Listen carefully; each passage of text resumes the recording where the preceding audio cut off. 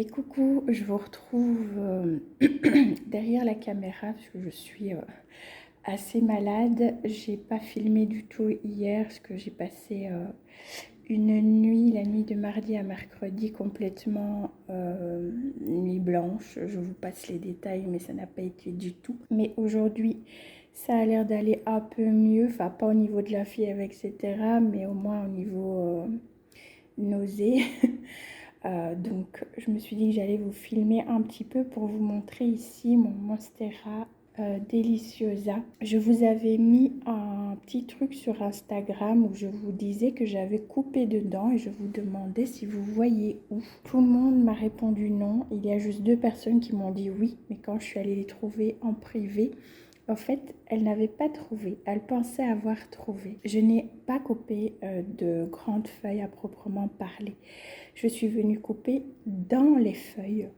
Et vous voyez, ça se voit pas comme ça. En tout cas, je vais vous montrer de plus près. En fait, j'avais celle-ci pas. Celle-ci, oui. Celle-ci, j'ai coupé dedans. Et pourtant, on dirait pas trop. Mais si, c'est coupé. C'est coupé parce que il y avait de grosses taches brunes. Les taches ne se dispersaient plus, ne s'étendaient plus, pardon, je vais arriver. Là d'ailleurs on voit qu'un petit peu jaune, vous voyez. Et je pense que c'est tout simplement un manque certainement de nutriments ou autre, parce que lui je l'avais pas rempoté, donc il est toujours dans le substrat caca comme je dis. Que j'avais acheté hyper bon marché là pour tester. Il n'a pas été rempoté dans le nouveau de chez Botanica. Ça sera fait là bientôt. Je vais, une fois que les températures vont bien stabiliser, je le rempoterai cette année avec le terreau Botanica. Mais du coup voilà, comme c'était un peu disgracieux, j'ai coupé. Et j'ai tout simplement avec un sécateur désinfecté bien sûr, je suis venue en suivant un petit peu la courbe et la ligne découpée au fait dans les feuilles. Donc il y a celle-là. Celle-là, j'ai coupé un petit peu aussi.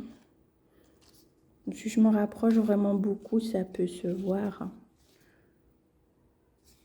Mais comme ça se voit pas. Hein. C'est cool. Celle-là, non. Celle-là, j'avais coupé aussi, la petite là. Celle-là, ça se voit si je fais ça. On voit la courbe là, j'ai un peu loupé le truc. Et c'est tout. Celle-là, elle n'a pas été coupée non plus. Et évidemment, la nouvelle non plus. Mais voilà comment on peut venir un petit peu corriger ça. Alors, ce n'est pas une solution, hein, on est bien d'accord. Couper les feuilles parce que vous voyez des taches, ça ne va pas solutionner le problème du tout. Il faut chercher à comprendre pourquoi la plante a ces taches-là. Moi, je pense sincèrement que c'est un manque un manque de nutriments quelque part, parce que comme je dis, voilà, elle n'a pas été rempotée du tout, elle a presque pas été arrosée, enfin voilà, donc je pense vraiment il y a un manque de nutriments.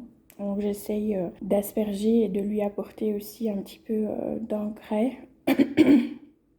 Mais du coup, voilà, je voulais vous montrer que sans solutionner le problème, on peut quand même rattraper un petit peu. On peut venir découper un petit peu dans les feuilles. On verra après si ça fait quelque chose, parce qu'évidemment, couper les feuilles, c'est venir quand même occasionner une certaine blessure à la plante. Hein. Donc voilà, on verra un petit peu comment elle interagit. Mais au moment où je filme, ça fait une semaine, je pense. Ouais, une semaine que je l'ai fait. Bah voilà, il n'y a rien qui s'est produit de négatif sur le feuillage. J'avais déjà vu ça sur les Monstera, des personnes qui le faisaient. Je me suis dit, allez, go. Parce que les tâches étaient vraiment trop disgracieuses et n'allaient bien évidemment pas partir. Petite astuce plan XYZ pour vos Monstera, s'il y a une tache disgracieuse sur le bord, là, comme ça, bah, une petite coupe, comme chez le coiffeur, et elle paraît comme neuve. Voilà.